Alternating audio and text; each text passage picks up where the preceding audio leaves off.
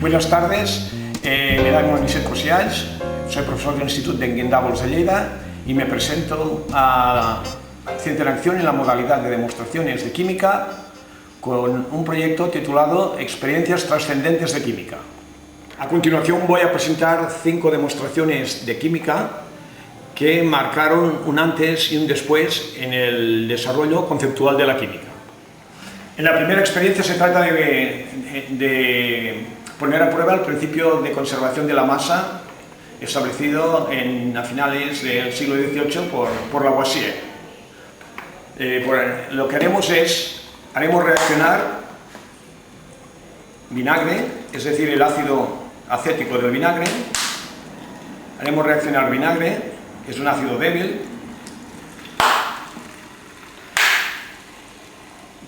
con una base, con bicarbonato de sodio.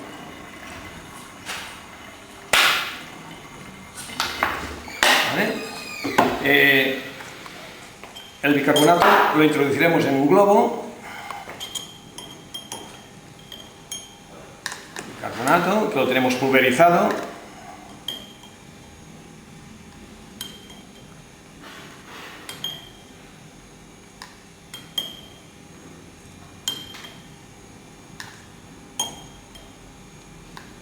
Bueno, y ahora con la balanza se trata de comprobar si la masa de los productos que reaccionan es igual a la masa de los productos después de la reacción. En un principio,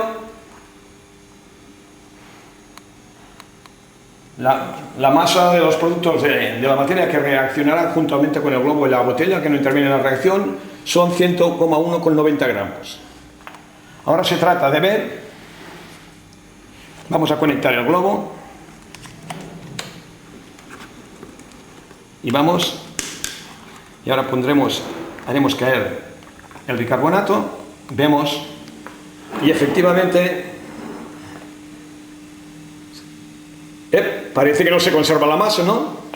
Según lo que aprecia la balanza, da la sensación de que la masa vaya disminuyendo, ¿no? Y esto parece un contrasentido. Aquí se ha producido dióxido de carbono. En un principio, pues la masa tendría que ser igual. Entonces la pregunta es, ¿a qué es debido esta disminución de masa?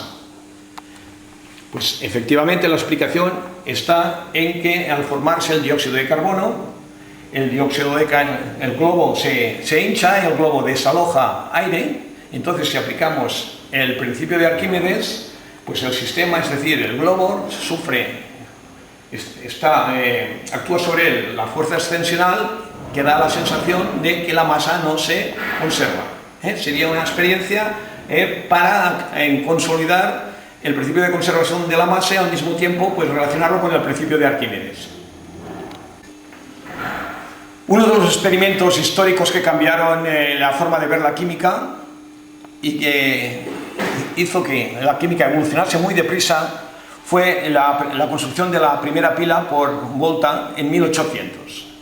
Aquí vamos a construir en un principio una versión diferente de la pila de Volta, solo utilizando 2 metales. Por ejemplo, utilizamos una lámina de cobre y una plancha de zinc y lo conectamos a un voltímetro. Entonces, si yo pongo las manos, observamos que se establece una diferencia de potencial, es decir, una fuerza electromotriz de esta pila alrededor de 0,8 voltios. Es decir, aquí hemos construido una pila. ¿Cuál es el funcionamiento de esta pila? Tenemos 2 metales diferentes en la mano, para que la pila funcione como tal, necesita electrolito. El electrolito lo podría encontrar en las sales del sudor que tenemos en las manos. Entonces, el cobre actuaría como el polo positivo, el zinc, tal como lo tenemos montado aquí, actuaría como el polo negativo, es decir, en el polo positivo hay una reducción. ¿Qué sustancia se puede reducir? Pues los iones hidrógeno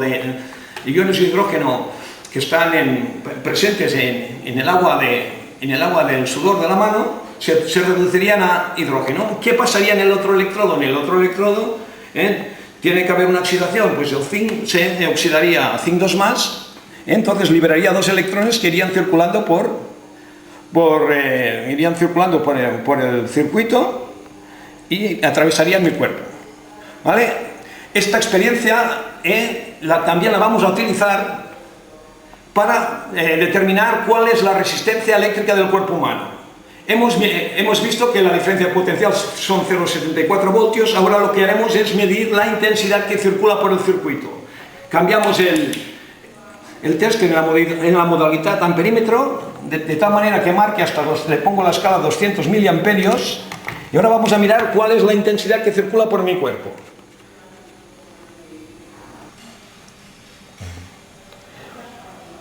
La intensidad que circula es variable dependiendo de la presión que se ejerce. Pues tenemos el orden de unos 100,12 miliamperios. Hay unos 115 microamperios. Si aplicamos la ley de Ohm, sabemos la diferencia potencial, 0,74 voltios, sabemos la intensidad, antes lo he hecho, me ha salido 108 microamperios, pues entonces el valor de la resistencia del cuerpo humano serían de 6.850 ohmios, de una manera muy sencilla. Este valor es variable, depende del tipo de piel, depende del grado de humedad. Si ahora nos mojásemos las manos, veríamos que la resistencia disminuiría, pero muchísimo. ¿Vale? A continuación, intentaremos calcular diferencias potenciales, no utilizando el cobre y el zinc, sino utilizando diferentes metales. Por ejemplo, ¿qué diferencia de potencial se establece entre el cobre y el hierro? Modalidad voltímetro, escala 2 voltios. Vemos que la diferencia de potencial está del orden de 0, va subiendo, iremos cambiando el metal. Ahora lo haremos con cobre y plomo.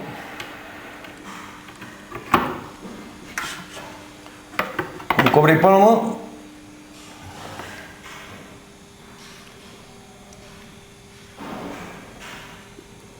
.20, bueno, tendríamos que esperar que se estabilice. Lo podríamos probar ahora de tal manera de ir haciendo todas las combinaciones posibles. Hierro, plomo.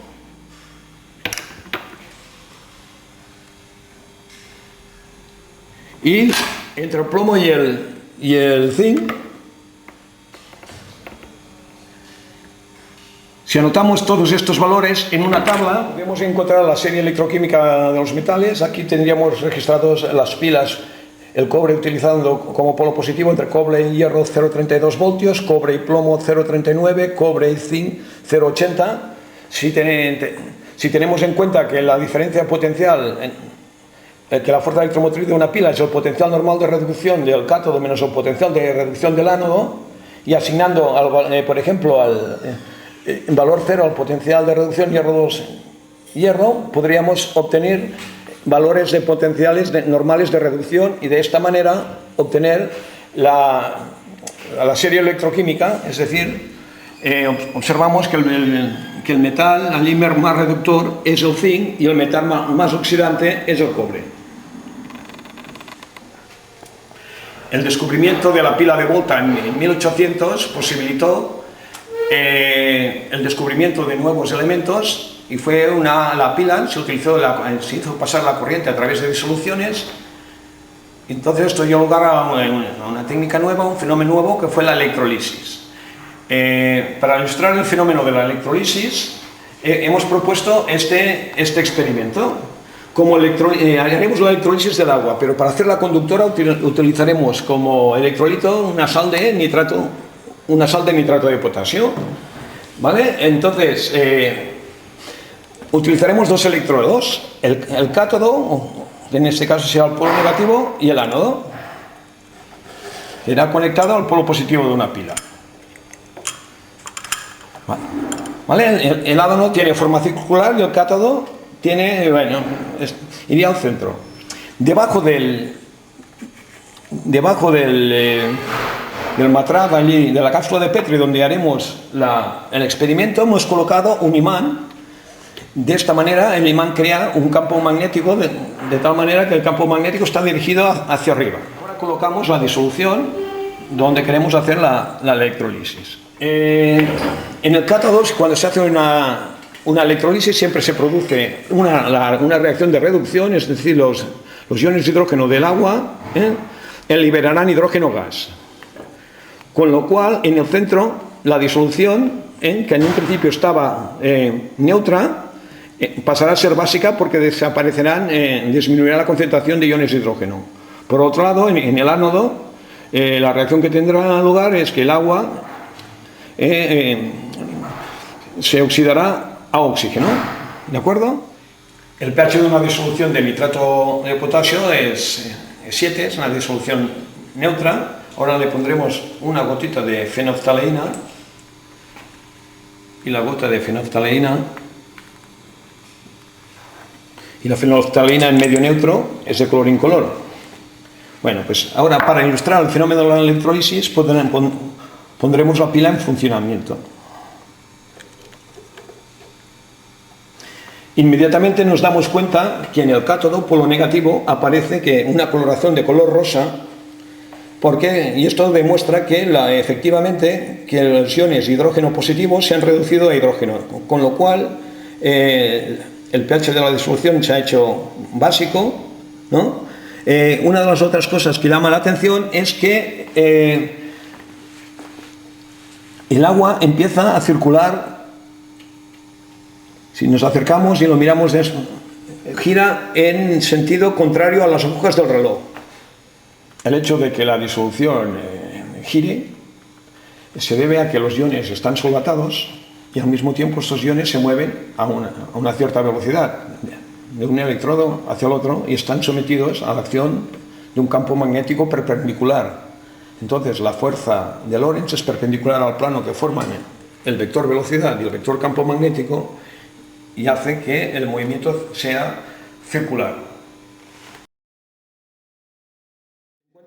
Uno de los experimentos históricos y que han tenido más trascendencia en el desarrollo de la química ha sido el calcular experimentalmente el número de Avogadro, es decir, el número de moléculas que hay en un mol de cualquier sustancia.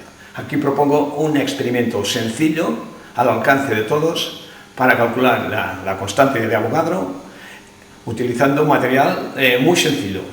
Por ejemplo, este experimento está basado en la electrolisis del agua en medio básico, es decir, en el matraz he preparado una disolución de hidróxido de sodio y entonces como electrodos utilizamos electrodos de grafito, pero los electrodos de grafito están extraídos de una pila, ¿no? Con unas tenazas se han estirado de una pila de un voltio y medio, hemos extraído el electrodo de grafito. Se le ha hecho con el taladro un agujerito y lo conectamos. Entonces estos electrodos están introducidos en dos buretas. Se trata de hacer el experimento de la manera más sencilla posible, utilizando sin tener que utilizar un voltámetro de Hoffman, que sería muy costoso, ¿vale? Entonces lo que se ha hecho en un principio es haciendo el vacío, hemos hecho ascender la disolución por las buretas hasta arriba de todo. Entonces, cuando se ha conectado a una fuente de alimentación de 6 voltios, ¿no? Y entonces lo que pasa es que el agua se descompone, en el electrodo negativo se libera hidrógeno, y en el electrodo positivo y en el ánodo se libera oxígeno, gas, ¿no? Entonces el gas que se va liberando, al ser menos denso, se desplaza hacia arriba y desplaza la disolución hacia abajo. Entonces, ¿cómo hemos calculado el número de Avogadro? Para conocer el número de Avogadro necesitamos saber, por ejemplo, aquí el número de moléculas de hidrógeno que hay, y al mismo tiempo saber el número de moles de hidrógeno. ¿Cómo se calcula el número de moléculas de hidrógeno? Para calcular el número de moléculas de hidrógeno hemos de medir con un amperímetro la intensidad que circula, y con un cronómetro medir el tiempo. Sabiendo la intensidad y el tiempo podemos saber la carga que ha circulado. Si tenemos en cuenta que la carga la transportan electrones, que es la carga elemental, y que la carga de un electrón son 1,6 por 10 a la menos 19 coulombs, pues podremos saber cuántos electrones han circulado mientras se ha realizado la electrolisis. Si tenemos en cuenta las reacciones que tienen lugar en los electrodos, por ejemplo, en el cátodo, para liberar una molécula de hidrógeno se necesitan involucrados dos electrones. Es decir, si sabemos cada dos electrones, una molécula de hidrógeno liberada. De esta manera es fácil calcular el número de partículas que hay. Para calcular el número de moles, pues aplicamos la fórmula de Clapeyron, suponemos que el hidrógeno tiene un comportamiento de gas ideal y medimos, sabiendo que presión por volumen, número de moles por RT. El problema a la hora de calcular la presión, hay que tener en cuenta que en esta columna, donde está el hidrógeno, no solo está el hidrógeno, sino también el hidrógeno está en contacto con la disolución, pues aquí dentro también habrá vapor de agua, ¿vale? Entonces, pues si hacemos una relación un balance de presiones, se tiene que cumplir que la presión de vapor del agua, más la presión del hidrógeno, más la presión de toda esta columna de agua, que la llamaremos hidrostática, esto tiene que ser igual a la presión hidrostática. La presión de vapor, como hemos hecho el experimento 24 grados, pues está tabulada en las tablas. La presión atmosférica, pues la hemos medido en un sensor de presión. Y la presión hidrostática, pues se mide midiendo la columna de líquido. De esta manera, pues se puede medir el volumen, se puede medir la presión, y entonces los datos obtenidos experimentalmente en este experimento son la presión atmosférica 734 milímetros, la presión de vapor del agua 22 milímetros, la presión hidrostática 17 milímetros de mercurio.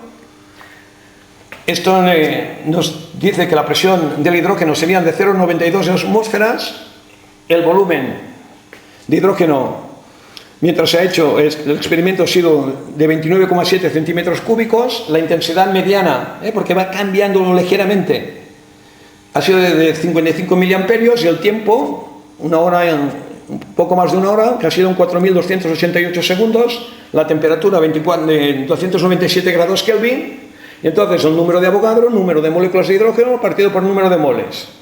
El número de moléculas sería la carga, intensidad por tiempo, partido por la carga del electrón, y dividido por 2, porque cada dos electrones se libera una molécula de hidrógeno, y el número de moles, pues la presión por volumen dividido por RT. Haciendo el experimento, pues el valor que sale es 6,6 por 10 a la 23 moléculas de hidrógeno por mol.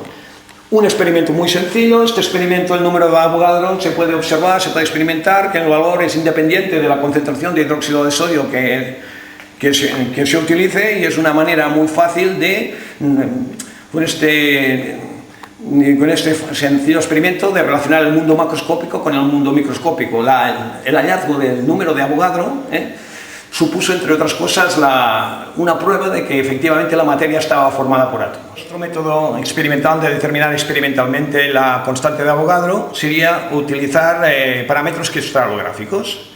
Por ejemplo, utilizamos un cristal, un cubo de pirita. Entonces lo que hacemos en este cubo de pirita, primero hemos de determinar su masa, y a continuación, con un pie de rey, su volumen, es decir, medimos las tres dimensiones, largo, ancho y alto, ¿no? ¿De acuerdo? Entonces, es importante saber en qué sistema cristaliza.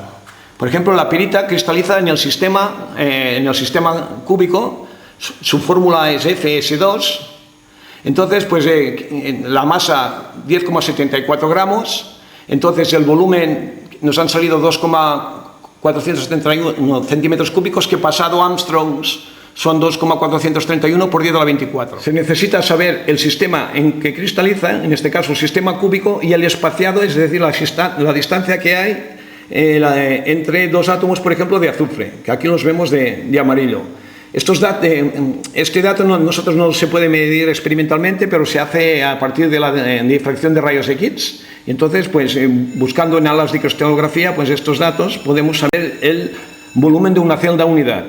Si nosotros conocemos el volumen del cristal y conocemos el volumen de una celda unidad, se puede determinar, dividiendo los dos volúmenes, podemos determinar el volumen de celdas unidad que tenemos presentes en este cristal de pirita. Hay 8 átomos o iones de azufre, menos 1 situados en los vértices, y 6 átomos de azufre situados en las caras. Los átomos que están situados en los vértices están compartidos con las 8 celdas vecinas. Entonces, ¿cuántos, podríamos decir, átomos de azufre hay en una celda? Pues serían 8 por una octava, por un octavo, más 6, que son los átomos de azufre que están en las caras, están compartidos solo con la cara superior. Entonces lo tendremos que multiplicar por un medio. Es decir, en una celda unidad de pirita hay 4 átomos de azufre. Si hay 4 átomos de azufre, según la estequiometría según la estequiometría de la fórmula de la pirita, pues ¿cuántos átomos habrá de hierro? Pues tendremos 2. Para calcular el número de Avogadro necesitamos saber el número de unidades moleculares y el número de moles que hay presentes en este cristal de pirita. Como sabemos que hay sabemos el número de celdas elementales que hay, y en cada celda elemental hemos dicho que hay 2 átomos de hierro, podemos saber el número de átomos de hierro que hay presentes. Para saber el número de moles, pues hay que saber la masa del cristal de pirita y la masa molecular. Pues haciendo el cociente, pues se obtiene un valor de 6,7 por 10 a la 23, que serían unidades partido por mol. Cabe decir que este experimento se puede realizar con más exitoso si se encuentra un cristal de forma cúbica perfecta que se pueda determinar el volumen con más precisión. Otra posibilidad, se podría utilizar un cristal de pirita pero de forma irregular, pero entonces tendremos que medir la masa en una balanza. Esto lo haríamos exactamente igual, pero entonces para medir el volumen tendríamos que sumergirlo en agua, ¿no? Y a partir del agua desalojada, midiendo en la probeta, podríamos calcular el volumen. Este experimento se puede hacer con metales, con hierro, con aluminio, con hierro con aluminio, con otros cristales de cloruro de sodio, y se obtienen resultados muy cercanos al valor considerado como acierto del número de Avogadro, es decir, el error que se ha hecho.